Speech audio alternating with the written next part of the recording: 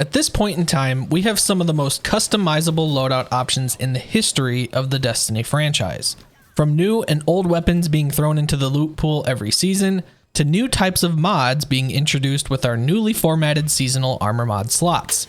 However, with all of these options, it can get pretty overwhelming and even a bit confusing as to what mods could be usable in the Crucible. Welcome back to the channel, my name is Man of Coal, and today, let's talk about which Charged with Light mods to use in PvP.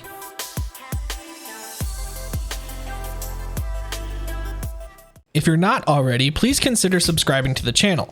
I make weekly Destiny videos that range anywhere from loadout guides like this one you're watching right now, to in-depth weapon reviews like the one on the top of your screen right now. I would greatly appreciate it. Also, full disclaimer, the mods I will be covering today are ones that I currently have. There may be other mods that are usable and effective in PvP that I do not have. Obviously, those won't be covered today. I'm so excited for this video as I'm someone that loves to min-max my loadouts so that I can get the most benefits I can out of every single piece of gear in my loadout. If you are unfamiliar with what min-maxing means, basically you're trying to max out specific abilities of your character and minimizing everything else. For example, on my hunter, I am always making sure I have a maximum recovery and a maximum mobility so that my dodge is on the fastest cooldown possible. Once I've got those two where I want them to be, my next stat is intellect because, well, who doesn't want to have their super as fast as possible? Finally, I look at the affinity of my armor, solar, void, or arc, and try to match each slot with what kinds of weapons I like to use. At this point in time, I lean more towards auto rifles and snipers, so most of my armor is either solar or void affinity. However, some of the mods that I'd like to use require an arc piece of armor, so that also needs to be taken into account. So with that being said, let's talk about some of those specific elemental mods and how they work. Let's start with probably the most popular and notable mod, Powerful Friends. Powerful Friends is a mod that was released during Season of Dawn. This mod's perk states that when you become charged with light, nearby allies also become charged with light if they are not already. While this is kind of a neat perk to have that may or may not actually come into play during PvP, the most beneficial part comes from its secondary perk, which grants plus 20 mobility when at least one other arc mod is equipped.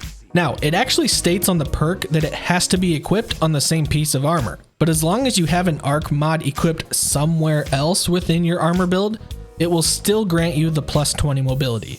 This mod is almost a must-have for hunters as their dodge ability cooldown is tied to how much mobility they have. The higher mobility stat they have, the faster they can get their dodge ability back. If you are someone who doesn't have this mod yet, and this is actually the case for almost all of these mods I'm pretty sure, Banshee, the gunsmith in the tower, sells random mods every day at reset, so check in with him just in case he ends up selling one that you don't have.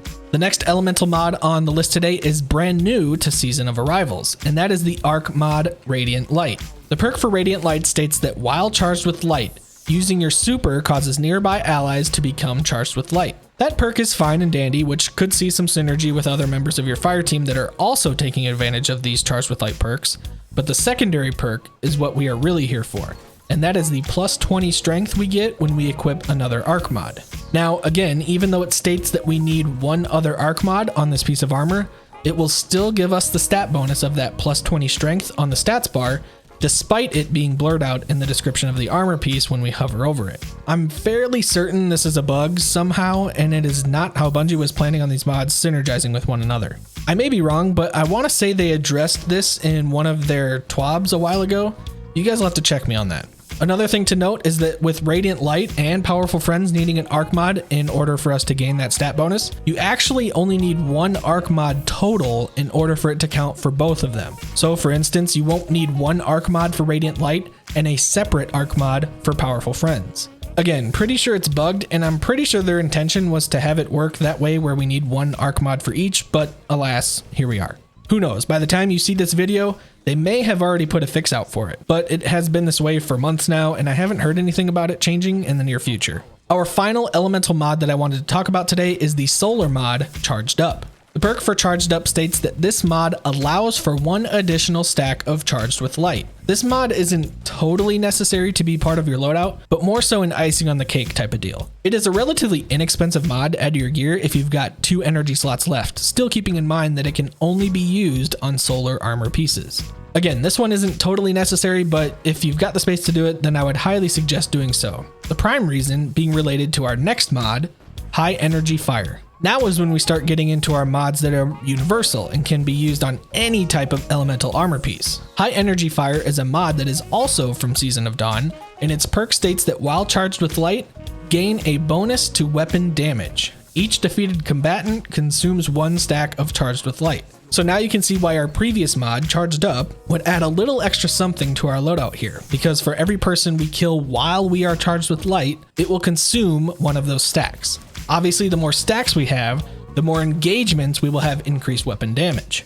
This is a mod I think every person should take advantage of, especially if you use auto rifles. I would assume this would be pretty strong on hand cannons as well, maybe making 150s turn into a 2-head 1 body shot kill instead of the normal 3-tap headshot. But I would have to test that out first. Again, High Energy Fire is a top tier mod in my book. It is super easy to just throw on any piece of armor and give you some insane benefits that could win you a bunch of gunfights. Now you might be thinking to yourself, Cole, I'm seeing all of these say while charged with light. Well, how are we even going to get charged with light? Mighty fine question, and the answer to that is with the mod Taking Charge. Taking Charge states that we become charged with light by picking up orbs of light. Pretty easy, right? All we have to do is walk over an orb of light and we instantly become charged with light. In fact, each orb of light we walk over counts as another stack of charged with light. So depending on what types of mods you have, you could get anywhere up to 4 or 5 charged with light stacks. Another great thing about charged with light stacks is that there is no timer on them. The only way they go away is if you use them or you die, which means you can either be super aggressive and take advantage of the fact that you will do increased damage until you defeat someone else and it consumes that charged with light stack, or you can pick and choose your fights so that you know you will stay alive to use all of your stacks. Now, some of you may be thinking, well, how many times am I actually going to be picking up orbs of light in the Crucible? Each person only gets their super a couple times throughout the game. It doesn't seem like I would have very many opportunities to be picking up orbs of light. While that might be somewhat true, you also have to keep in mind the fact that anytime anyone on your team rapidly defeats 2 opponents, and they did that with a fully masterworked weapon, they will drop an orb of light. So if you think about all the people on your team that more than likely will have at least 1, probably 2 weapons that are fully masterworked, and anytime they rapidly defeat 2 people with the same weapon, they will drop you an orb that you can pick up. This also counts for your weapons as well. If you rapidly defeat 2 or more people with a fully masterworked weapon, you too will drop an orb to then pick up for yourself and become charged with light. And just a side note, even if you have your super, you can still pick up orbs off the ground and become charged with light. A huge point that needs to be made here. You need to pay close attention to what season your actual armor piece is from, as most mods are only equipable on armor pieces that were released 2 seasons after the mod was released. For example, Powerful Friends can only be equipped on armor pieces that were released from seasons 8, 9, and 10. You would not be able to equip Powerful Friends on any armor pieces from Season of Arrivals. You can keep track of this by hovering over the empty mod socket box in your seasonal armor mod slot.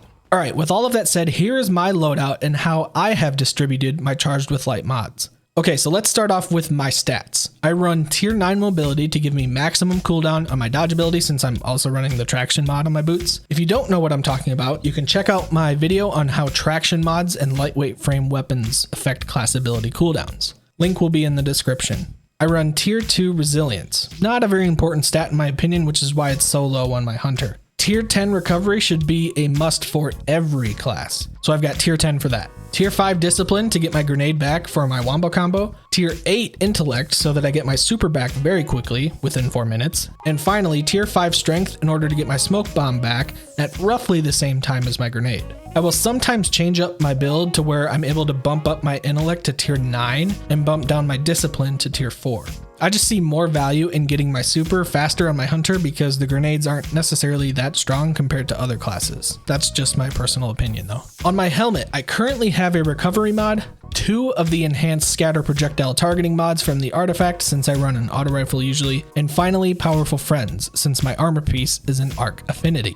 Again, note that even though it states on the powerful friends mod that you need to equip another arc mod on this armor piece in order to get the stat bonus, you really only need to have one other arc mod anywhere else on the rest of your armor set. Again, this is where you can check to see which season your armor piece comes from. All you have to do is hover over the seasonal armor mod slot and hover over the empty mod slot where it should tell you. It also shows you the seasonal symbol as well. On my gauntlets, I have Solar Affinity with a Discipline mod, an enhanced auto rifle reloading mod, and the high energy fire seasonal mod. I chose Solar for the affinity so that I can use the auto rifle reload mod. My chest piece is Void Affinity with a recovery mod, 2 enhanced unflinching rifle mods from the artifact, and the Taking Charge seasonal mod. I chose Void because before this season, I would use the enhanced unflinching sniper rifle aim mod that is tied to Void armor, but now that we have the artifact producing the same mod at a cheaper energy cost, I am choosing to use those instead.